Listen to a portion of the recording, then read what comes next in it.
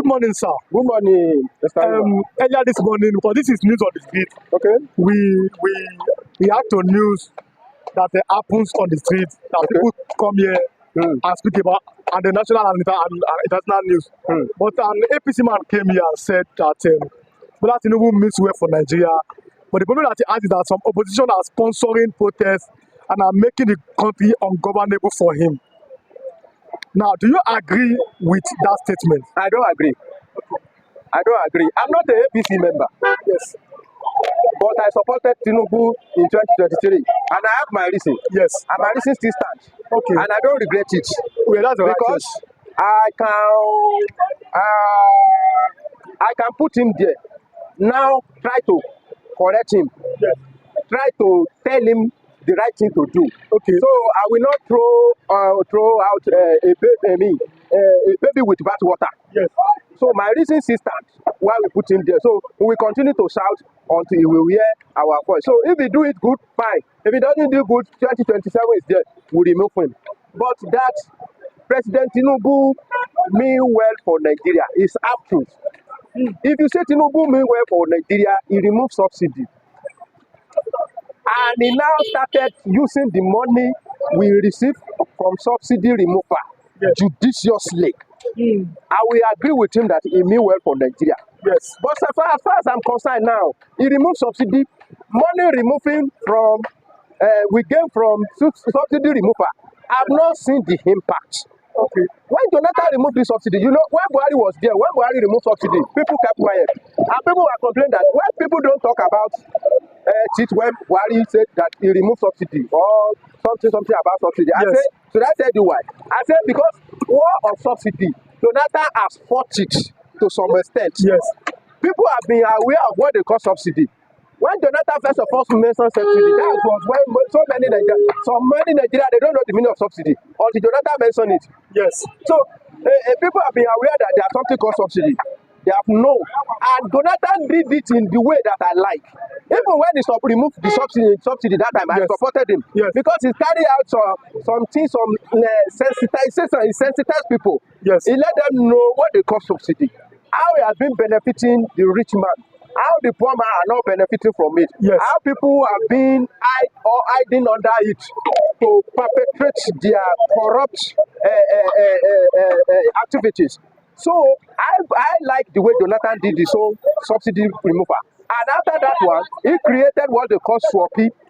Money removed from subsidy. We can see that the money is going to swappy. Some youth are being employed. Some buses are being bought. So that's how I think Tinubu should be transparent. When you remove subsidy, you let people know that, oh, after we remove subsidy, this is the amount we gain from subsidy we remove.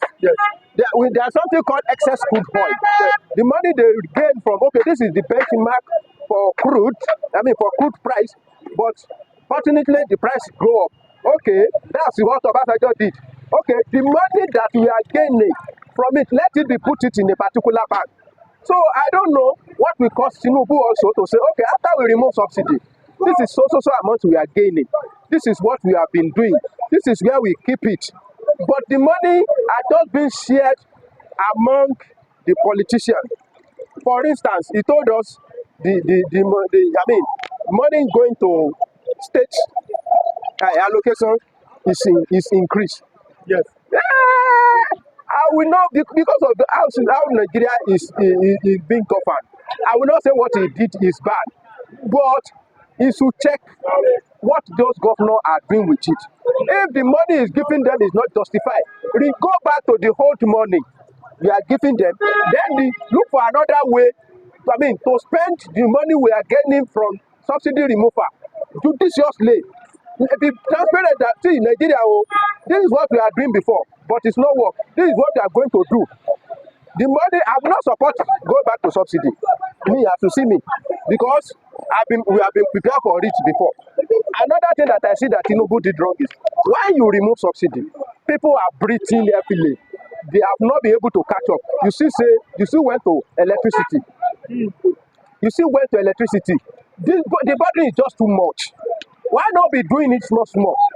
If they put you in Bandhena, you will be paying times 3, more than times 3 of what you have been paying before. it affects so many businesses. Even if you say, okay, at home, you can control how you consume your light. In a factory, there is no way there will be that kind of a high increase in the NEPA tariff that it will not affect the price of production. It will affect the price of production. So the fuel, it affect the price of every commodity. Also, electric tariff price hiking will also affect, and that's why you see the price of everything skyrocket. Why not be doing this thing bit by bit? So I'm asking this question because people Nigerians are divided. Number one, that when people protested under Jonathan returned fuel subsidy. We meet at middle. He didn't return it fully. Yes. It's from, I think it's from 65. It was going to it was going to, I think 87. It was going to 147. Yes. Now say, okay, let's meet at the middle. Now we now meet at 97. So the question is this: if Jonathan, because the man said that even though he's an APC member, but Jonathan is a listening president. Yes, of course. That he does not think that Bola Ahmed Tinubu is a listening president. But then that's an opinion. But then what he said is that Bola Ahmed Tinubu's ambition is being sabotaged by some people so that it can be seen as a wicked person. So let me tell you, I don't support that school of thought from the beginning. Yes. Do you know why I stopped supporting Jonathan? Since the day Jonathan has been complaining about some people hijacking his government and make his government ungovernable, or try to explain to us that he wanted to do something, but there are some people over there that will not want him to do it. I started seeing him as somebody that is not worth to be there. Because I can't have a president and you will still think that, and I will still be hearing Yoruba will say, I love Akalodo. How will I have a president that is subjected to some people and will be fearing them and will now be hiding under that excuse and refuse to do better things? That is a flimsy excuse. Everybody can give that one. Why I'm not making it? Why I've not been rich? I can give so many different excuses. Yes. But that excuse is not acceptable in the face of hunger. When I need money, is it that excuse that am I going to give? That I've been trying in Lagos, I have done this, I have done that, I don't make it. Who cares? Nobody wants to listen to it. It's a flimsy excuse that is very easy for any lazy man or anybody that does not want to work to hide under. And the failure will always have excuse. One thing that is common to all failure is that they will have excuse. So then, if you don't really have excuse, that means the excuse of that APC member is not genuine. Very good. So, but now, then what do you think? This is your own opinion here. You're on the streets. You are facing the reality. The leaders are there. The reason why I bought this platform is for people to feel what's happening on the streets. You have intelligent people on the streets who can also add to various national and local issues. Now, the question is this: what do you think, in a layman's language, that Tinubu can do at least to make sure that Nigerians enjoy the dividends of democracy, and at least things get easier for Nigerian masses? Well, very, very unfortunate. When we want to talk about leader, we start at the top. Yes. We talk about presidents. Yes. First of all, the cost of governance in Nigeria is too expensive. It's too expensive. It's too expensive. Go all around the world, you will see that the system of government in Nigeria is running cost is too high. To maintain our House of Senate is too. I mean, the cost is on. It's not that during Tinubu's regime. Yes. Yeah, well, if you can remember, Sanusi make a statement some years back. I think during Jonathan's regime that House of Assembly alone is consuming 25% of the whole Nigeria income. Imagine. He was invited to come and justify it. House of Assembly called him to come and justify that thing that he was saying. He said House of Assembly alone, that is House of Senate and House of Representatives, they are consuming 25% of the whole Nigeria income that time. So to tell you, that's only House of Assembly. What about the executive? So the cost of governance is too expensive, and if it is continue like that, people will be see them as enemy because they will be eating and expand their coast while Nigeria are suffering. Yes. So if the cost of governance can be reduced, even slashed into two, I'm not talking about salary.